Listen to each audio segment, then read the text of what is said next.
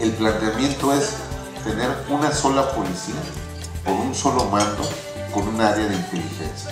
Es decir, que la totalidad de la policía dependa del municipio de Monterrey. Hay quien me ha dicho, oye Felipe, no te conviene porque vas a agarrar la broncona a la seguridad tú solo. En este momento, quien haya aceptado ser candidato a alcalde por cualquier partido de Monterrey sabe que es un tema que hay que entrarle y que no tiene vuelta de hoja y que es el problema más grave que tiene la ciudad.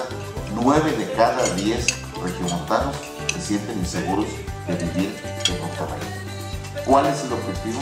Regresar la paz y la tranquilidad a los ciudadanos de Monterrey. Y solo se puede hacer de una manera, con un acto de autoridad, que quede claro quién manda en la ciudad. Y vamos ahorita a firmar un segundo compromiso que tiene que ver con que el municipio promueva nuevas empresas y facilite la creación de las mismas. ¿Por qué lo tenemos que hacer? Porque eso nos va a ayudar a tener más empleos. Establecer una auténtica incubadora de negocios municipal en colaboración con universidades y empresas locales. ¿Por qué lo pongo así? Porque a veces no hay una vinculación entre lo que los jóvenes estudian y lo que las empresas necesitan. Por eso tenemos que buscar una vinculación entre las escuelas y las empresas.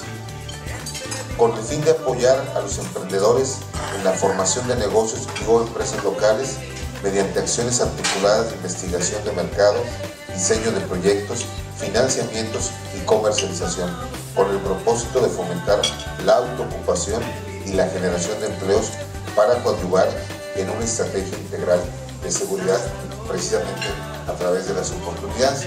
Entonces, si me lo permiten, vamos a firmar el compromiso número 27 aquí en la presencia del notario público.